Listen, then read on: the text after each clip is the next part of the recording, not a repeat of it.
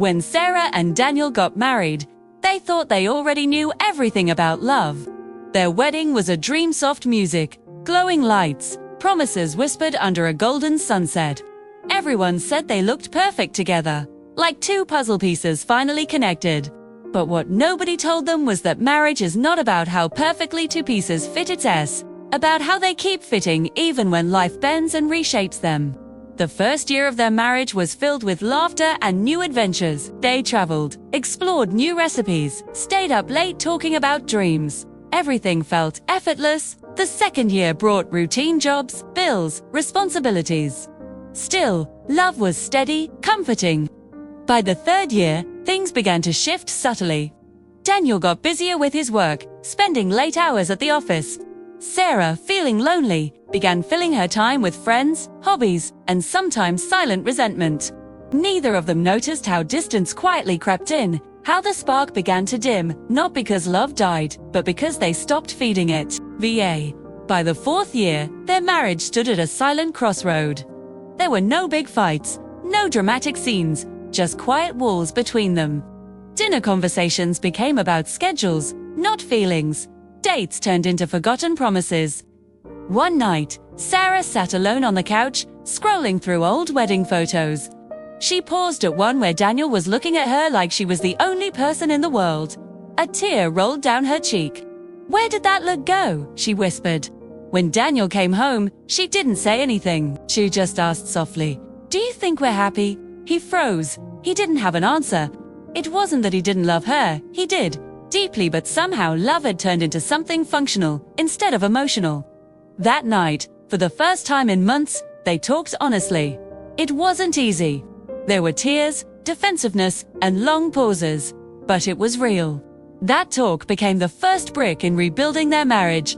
The truth about love after 4 years of marriage is that comfort often replaces effort. You begin to assume your partner already knows you love them, so you stop saying it. You stop noticing little things, their tired eyes, their unspoken worries, their need for reassurance. Sarah realized she missed the small rituals, the good morning kiss, the surprise notes, the shared laughter before bed. Those tiny gestures that once built their love had been replaced by routine and distraction. Daniel realized he had been giving his energy to work, but saving nothing for home.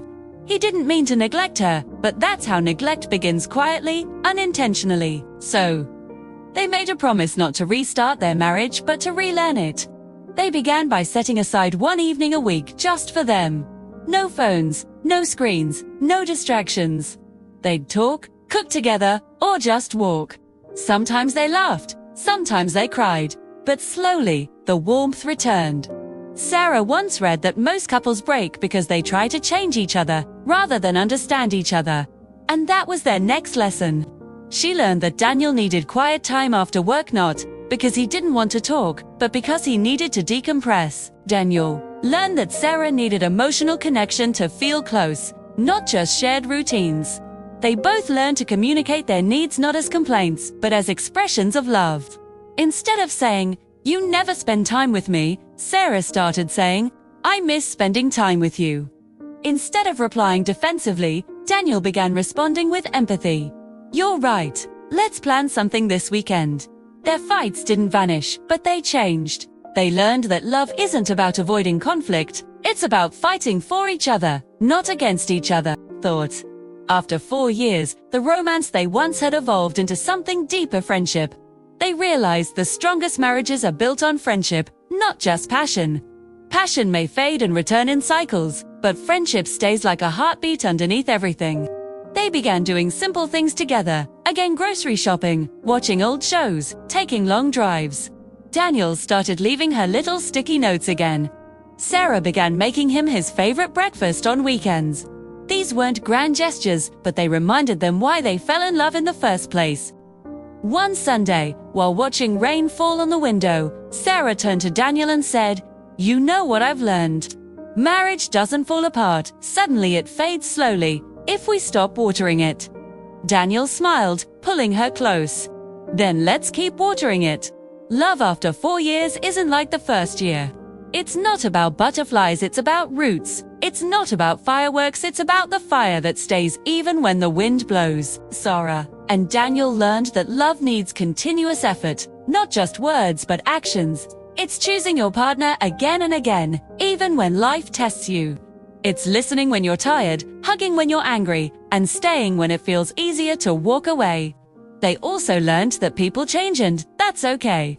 The goal isn't to stay the same people you were when you married, but to grow together, to keep falling in love with the new versions of each other. One evening, they sat on the balcony, looking at the sunset. "Do you ever miss the way we used to be?" Sarah asked. Daniel smiled. "Sometimes, but I love what we've become more." That line stayed with her. Love wasn't about recreating the past, it was about creating a future. Every relationship reaches a point where love stops being a feeling and becomes a choice. Feelings fluctuate, but choices define the journey. There were still days they argued, days one of them felt misunderstood or unappreciated. But instead of letting those moments pile up, they learned to pause and reconnect. Sarah started journaling small moments of gratitude about Daniel. On rough days, she'd read them back and remember why she chose him. Daniel began writing her short letters, just to say thank you for small things. They both realized that effort doesn't end after marriage, it begins there. The happily ever after isn't a destination.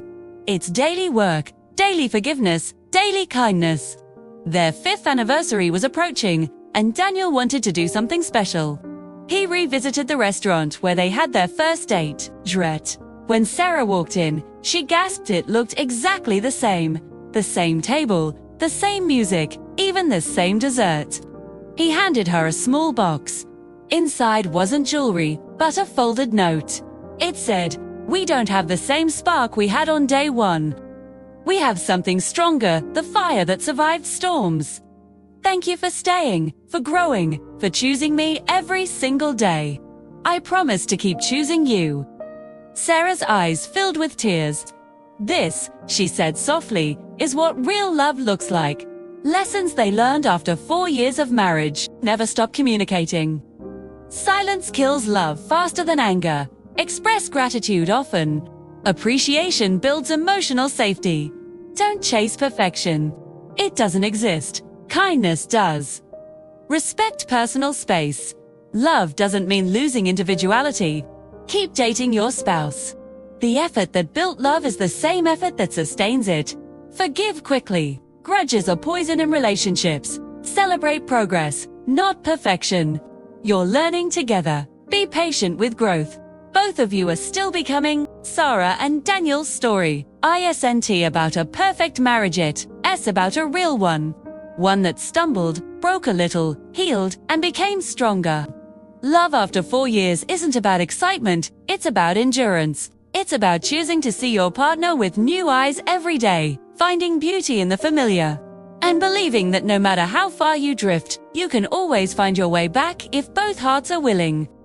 If you're 4 years or 10 years into marriage and wondering where the magic went, remember this: it's still there. It's quieter now, deeper, more mature. It hides in the little things: how your partner holds your hand, how they make your coffee just the way you like it, how they stay when it's easier to go. Love doesn't fade, it transforms. And when you learn to love the transformation, you'll find your relationship stronger than ever. So nurture your love. Communicate, forgive, laugh, rediscover, and never stop choosing each other.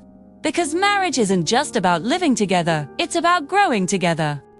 If this story touched your heart and reminded you of what love truly means, don't forget to like, share, and subscribe for more heartfelt stories. This is Heart Talk Stories, where every story speaks straight to your soul.